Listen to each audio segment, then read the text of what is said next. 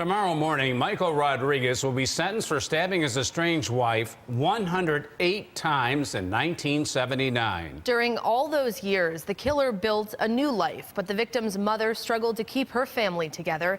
Just when she lost faith, her prayers were answered. Patty Scinta was the apple of her father's eye. That was his baby girl. Patricia Ann Scinta and her husband adopted Patty and her brother days after they were born.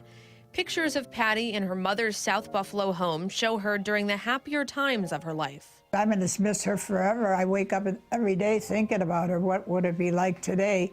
Her daughter's life changed when she met Michael Rodriguez. Patty was just a teenager at the time. Eventually, they married and had 2 children. It's sad when I think about all the things she went through. As a mother, Mrs. Scinta knew Michael Rodriguez was beating her daughter.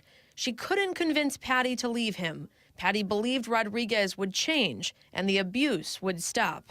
It didn't. Her girlfriend told me that he had taken a bicycle chain and whipped her. Once she came home, her head was split open. She said she was walking down South Park and a brick fell off the building and hit her. My neighbor and I went riding looking for the brick.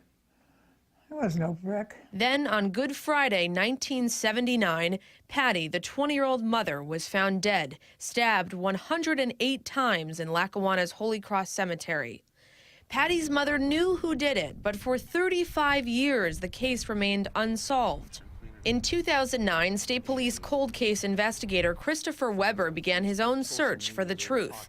He put his heart and soul into it. I had a whole bunch of pieces of a puzzle, and it's just a matter of trying to piece it together. Michael Rodriguez was the prime suspect in Patty's murder. He cheated on Patty throughout their marriage. Decades later, several ex-girlfriends told investigator Weber Rodriguez confessed he murdered Patty. They lied during the original investigation because Rodriguez beat them too. Investigator Weber also found key evidence he was told had been missing all those years. Long ago, Mrs. Scinta lost faith that Rodriguez would ever be tried for killing her daughter. Sometimes I think that some cops shouldn't be cops.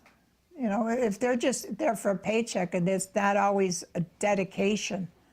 You know, Chris Weber was a dedicated policeman. In 2013, Michael Rodriguez was finally arrested. State Attorney General Eric Schneiderman's office prosecuted the case. It took a jury less than 3 hours to find Michael Rodriguez guilty. That moment was not only emotional for Mrs. Scinta, but also for investigator Weber. She just gave me a hug and said, you know, you're really special to the family. And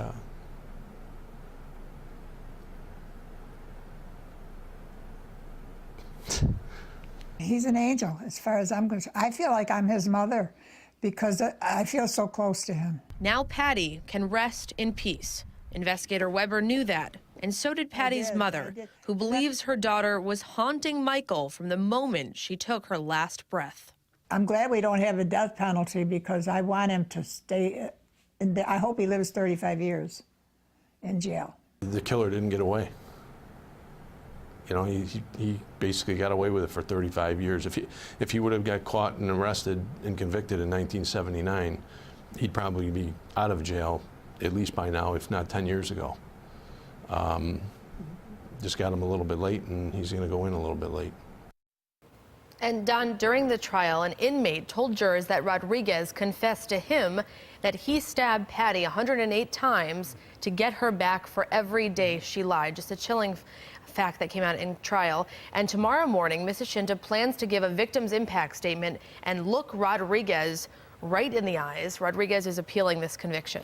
And what does Erie County DA Frank Sedita say about this? I reached out to the current district attorney, Frank Sedita. He didn't want to comment for this story. But again, we will be there tomorrow for the sentencing.